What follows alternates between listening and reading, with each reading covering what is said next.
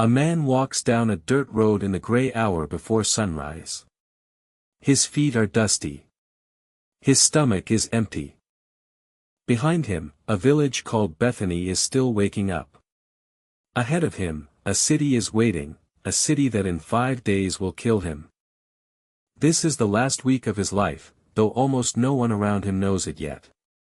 And on this particular morning, walking this particular road, something happens that has confused readers for 2,000 years. He sees a fig tree in the distance, dressed in green leaves. He is hungry. He walks toward it, looking for something to eat. He finds nothing. Not one figure. Just leaves. And he speaks a sentence over that tree that no one who heard it ever forgot. May no one ever eat fruit from you again. By the next morning, the tree is dead. Withered from the roots up. Of every miracle Jesus performed, this is the only one where he destroys something. He heals the sick. He feeds thousands with a few loaves. He calms storms with a word. He raises the dead. Every other recorded miracle gives life. Restores. Repairs. And Mark, the writer who tells us this story, adds a detail that should make it worse, not better. He tells us, almost as an aside, that it was not even the season for figs. Read that again. The tree had no fruit because fruit was not supposed to be there yet. It was doing exactly what a fig tree does at that time of year. And Jesus cursed it anyway. For 2,000 years, this has looked like one of the strangest moments in the Gospels. It looks unfair. It looks like the one time the Son of God lost his patience, and a tree paid the price. But that single detail, the one that seems to make Jesus unreasonable, is actually the key that unlocks the entire story. Once you understand what that tree was really doing, standing there fully leafed in a bare season, you realize Jesus was not being unfair at all. He was reading the tree exactly the way you would read a face, or a sentence, or a lie. And the tree was lying. By the end of this video, you will never read this passage the same way again. You will understand what fig leaves actually meant to a person walking that road. You will see the deliberate way the gospel writer wrapped this story around another one, so that a tree becomes a window into a temple, and a temple becomes a window into every one of us. To understand this moment, you have to understand when it happens. This is not some ordinary afternoon early in Jesus' ministry. This is the final week of his life. Days earlier, he rode into Jerusalem to shouting crowds waving branches, the moment we now call the triumphal entry. Within days, he will be arrested. Within a week, he will be crucified. Every single hour of this week carries the weight of what is coming. And on the Monday of that week, Jesus leaves the village of Bethany, where he spent the night, and starts walking the road back toward Jerusalem. That is when he sees the tree. Hold on to that detail for a moment, because it matters more than it seems. This is a man just days away from the cross. He is carrying the weight of everything about to happen to him. And he stops, on this of all weeks, to deal with a fig tree.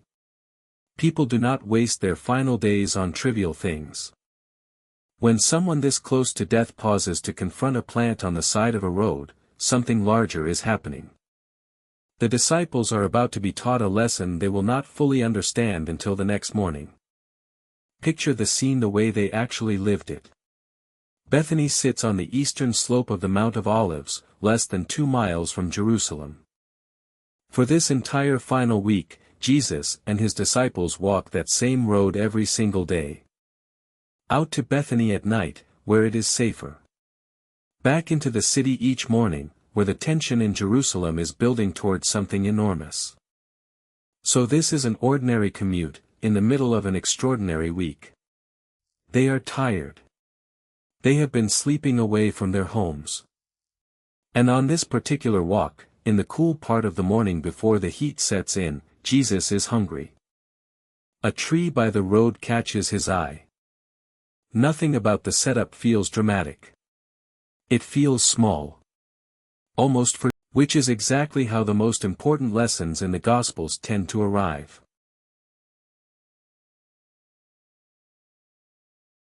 So what was it about this particular tree that caught his attention? To see it the way Jesus saw it, you need to understand something most modern readers never learn: how a fig tree actually grows in that part of the world. This is where the story cracks wide open. A fig tree does something unusual, something almost no other tree in that region does. It produces its fruit before it produces its full canopy of leaves, or right alongside it. An early crop of small green buds, edible and sweet, appears first.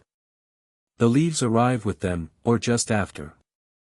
Which means the leaves themselves are a signal. When a fig tree stands there in full leaf, it is quietly announcing something to everyone who walks by. It is saying, "I have fruit." The foliage is the tree's own advertisement of a harvest. This is the part almost everyone today misses, because most of us never grew up walking past fig orchards. We assume fruit follows leaves, the way it does with so many other plants we know. But the fig tree works in its own order. Those first small buds are the tree's down payment, proof that the real harvest is already on its way. They are edible. And they are also a sign. Which means a fig tree standing there fully leafed, with no early buds at all, has broken its own pattern. It has done the showy part, the leaves, and skipped the substance, the fruit. To anyone who actually knew fig trees, and in that culture nearly everyone did, this was not normal growth. It was a warning sign. Travelers understood this instinctively. A person walking a dusty road could look across a field, see a fig tree dressed in green, and know exactly what it meant: there is something here for you. The leaves spoke, in the only language a tree can speak. They said, "Come and eat." A traveler never needed to walk all the way over to a bare tree, because a bare tree made no claim at all. But a tree in leaf was practically shouting toward the road. Now hold that picture next to what Jesus actually found. He saw a tree in full leaf. From a distance, it looked like the most fruitful tree in the whole area, because it was the one making the loudest claim. Every other fig tree nearby, genuinely out of season, would have been bare. No leaves. No advertising. No promise. Honest, simply, about where it stood. But this one tree stood there fully dressed, broadcasting a harvest to anyone who passed close enough to notice. And when Jesus came near, reaching for the early fruit that all those leaves had promised, he found nothing. Not even the small buds that should have appeared before the leaves. Just foliage. Just show. That single detail changes the meaning of the line that has bothered readers for centuries. It was not the season for figs. That is not the detail that makes Jesus unfair. It is the detail that exposes the tree. Because if it truly was not the season for figs, then no honest tree should have had leaves yet, either. The other trees on that hillside were bare, and truthful about it. This one tree was leafed, and lying. It had wrapped itself in the appearance of fruitfulness during a season when it had nothing at all to back that claim up. Jesus did not curse the tree for being barren. Plenty of trees on that road were barren that week, dormant, waiting for their proper season, and he walked past every single one of them without a word. He cursed this one tree because it advertised what it did not have. The leaves wrote a promise the branches could never cash. And suddenly the whole scene stops being about a tree at all. Think about what kind of failure that actually is. There is a real difference between an empty field that openly admits it is empty, and a storefront with a grand sign out front and nothing at all on the shelves inside. One is simply honest about its lack. The other sells you a lie. Jesus had no quarrel with the honest, bare trees scattered across those hills. What he confronted was the pretense, the gap between the advertisement and the reality behind it. And notice how specific that makes the judgment. He was not walking through the orchards that week, condemning every tree with no fruit on it. The hills around Jerusalem in early spring would have been full of dormant fig trees, bare and simply waiting for their season. He left every one of them alone. They were not lying. A bare tree in early spring is only telling the truth about where it stands in the year. There is no failure in a tree that has nothing yet, and does not pretend otherwise. The honest, empty tree was safe.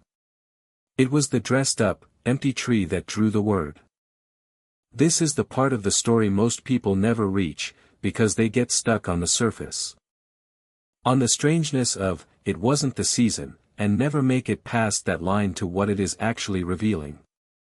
The tree was a living illustration of one specific failure. It was not condemned for having nothing. It was condemned for pretending to have everything, for looking, from a distance, exactly like the real thing, and being hollow the moment someone came close. It is the difference between poverty and fraud. Poverty is honest. Fraud puts on a display. And the people walking beside Jesus that morning were about to watch him walk straight into a place doing the very same thing, on a far larger scale. Here is a detail in how the Gospel of Mark is written that, once you see it, you can never unsee again. Mark has a habit throughout his Gospel. He likes to start telling one story, interrupt it with a second story in the middle, and then return to finish the first. He wraps one event around another, like bread around a filling, because he wants the reader to interpret the two stories together. The inside story explains the outside story. The outside story explains the inside one. Scholars call this device a Markan sandwich, and the fig tree is one of the clearest examples of it in the entire Gospel. Look at what Mark places inside it. Jesus curses the tree on Monday morning. That is the first slice of bread. Then Mark cuts away entirely. Jesus walks into Jerusalem, into the temple itself, and does something startling. He starts overturning the tables of the money changers. He drives out the people buying and selling animals for sacrifice. He shuts the entire operation down. And he says something quoted directly from the prophets, that the house meant to be a place of prayer for all nations has been turned into a den of robbers. That confrontation in the temple is the filling. Then, the next morning, Mark returns to finish the first story. The disciples passed the same fig tree, and it has withered all the way down to the roots. That is the second slice, closing the sandwich. Mark did this on purpose. He is telling us, through the very architecture of his own writing, that these two stories are actually one story. The fig tree is the temple. The temple is the fig tree. Walk through the parallel and it lines up exactly. Jesus came to the tree hungry, looking for fruit, and found a tree covered in impressive leaves with nothing underneath. Then he walked into the temple, looking for the fruit a house of God should produce, and found the very same thing. Impressive leaves, everywhere he looked. The building itself was breathtaking. Herod the Great had spent decades expanding and rebuilding it, turning it into one of the architectural wonders of the ancient world, soaring white stone, gold trim catching the sun, courts that seemed to stretch endlessly. The courts were full of activity. Sacrifices, crowds, commerce, the constant motion of religious life in full operation. From a distance, it looked like the most fruitful place on earth. It was covered in leaves. But Jesus came close, the same way he had come close to the tree, and reached in for the actual fruit. Justice. Mercy. Honest prayer. A people whose hearts were genuinely turned toward God. Room for the outsider and the foreigner to come and worship freely.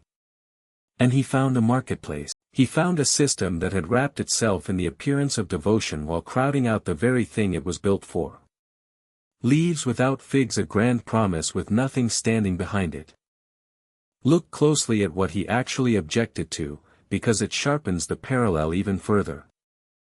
The money changers and the sellers of sacrificial animals had set up their stalls in one specific part of the temple, the one place where outsiders were permitted to come at all. That outer court, the court of the Gentiles, was the space set aside for the nations. For the foreigner who wanted to seek the God of Israel. And it had been turned into a noisy exchange. A place of buying and selling, until the very people the temple was supposed to welcome had nowhere left to stand. The fruit a house of God should bear is a door held open to everyone. Instead, the door had been blocked by commerce dressed in religious clothing. The leaves had crowded out the fruit, quite literally, in the physical layout of the building itself. That is exactly why Jesus quoted the line about the house being meant as a place of prayer for all nations. He was naming the missing fruit out loud, in public, in the one place built to hold it. The temple looked like the center of the world's devotion. Up close, it had pushed the world out. The tree was never really the point. The tree was the sermon. Jesus acted it out on a roadside plant so his disciples would have the eyes to recognize that same emptiness an hour later, dressed up in marble and gold. And here is the quiet brilliance in how Mark arranged the timing. The tree did not visibly wither the moment Jesus spoke to it. The disciples did not see it dead until the following morning, after the temple confrontation. So the lesson landed in exactly the right order. First, they watched him pronounce judgment on a tree that looked alive and was not. Then, they watched him pronounce judgment on a temple that looked alive and was not. And only after that, the next day, did they see the tree withered down to its roots, and understand that the word he had spoken was never an outburst. It was a verdict. And it had already come true. This was not a new picture Jesus invented on the spot. He was reaching back into an image the prophets of Israel had been using for centuries. Long before that Monday morning, the fig tree had been one of the standard pictures for Israel itself in the Hebrew Scriptures. When the nation was walking rightly with God, the prophets described people resting safely, each under their own vine and their own fig tree, fed and unafraid. It was a picture of peace. Of a people living inside the security of God's blessing, nothing to fear. But when the nation drifted from that path, the very same prophets reached for the fig tree again, this time to describe the loss. The prophet Jeremiah put it in words that sound almost like a script for what would happen on that road centuries later. Speaking for God, Jeremiah says there will be no figs on the tree, and the leaves themselves will wither. No fruit. Withered leaves. Centuries afterward, on a road just outside Jerusalem, those exact words happened to an actual tree, in front of actual witnesses, only days before the judgment they pointed toward came down on the city itself. The prophet Hosea used the same image from the opposite direction, remembering a time when God looked at Israel and found something as delightful as the very first ripe figs of the season. Before that early promise was wasted and thrown away. Over and over, across different prophets and different centuries, the fig tree becomes a way of measuring the health of God's people. A thriving fig tree meant a people walking closely with God. A barren or withered one meant something had gone wrong, deep at the root. So Jesus was not simply irritable because he had missed breakfast that morning. He was doing exactly what the prophets before him had always done. He was taking a fig tree and making it speak. The difference is that the prophet spoke the image in words on a scroll. Jesus performed it, in real time, on a living tree, as a warning that anyone standing on that road could read for themselves. That history should guard us against the easy misreading of this whole story. Because it is tempting to turn this into a story only about other people. One version of this teaching aims entirely outward, at the temple, at the religious leaders of that generation, at a system that failed a long time ago. And all of that really is present in the text. But if that is the only thing you take from it, you have quietly done the exact thing the tree did. You have stood at a distance, looked fruitful, and missed the fruit. Because the most uncomfortable truth in this passage is this: the only thing Jesus ever cursed in the Gospels was not sin in the obvious sense. It was not the thief. It was not the outsider everyone already suspected. It was religion with no reality inside it. Appearance without substance. The costume of fruitfulness worn over an empty life. And that is a temptation no one, in any generation, is entirely safe from. It is possible to have all the leaves. To know the language. To show up looking, from the outside, like someone whose life is full of God, and to be hollow exactly where it counts. Leaves are easy. Anyone can grow leaves. Fruit is the hard part, because fruit is what is actually there when someone reaches in close enough to check. Jesus told another story about a fig tree once, a parable, not a real event on a roadside, but no less pointed for that. In it, the owner of a vineyard wants to cut down a fig tree that has produced nothing for 3 years running. But the gardener steps in and pleads for it. "Give it 1 more year," he says. "Let me dig around its roots. Let me feed it properly. Let me give it every chance." The patience of God toward an honestly struggling tree is real, and it runs deep. The gardener does not give up on the barren tree. He gets down into the dirt and works on it himself. So hold those 2 trees side by side, because together they mark exactly where the line falls. The barren tree in the parable receives mercy, time, and a gardener on his knees in the soil. The leafy tree on the road receives a curse. The difference between them is not the amount of fruit. Both trees, in the end, had none. The difference is that one was honest about it, and one was not. One stood there plainly empty, and was given patience. The other dressed itself up as full, and met judgment instead. What Jesus confronted on that road outside Jerusalem was the false advertisement itself. The tree had not simply come up empty during a hard season. It had claimed to be full, loudly, in front of everyone, and it was bare underneath the claim.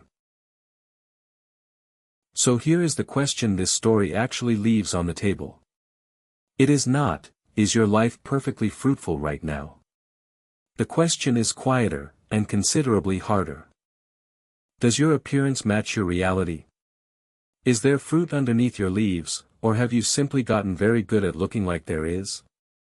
Honest barrenness, God can work with. He digs around it.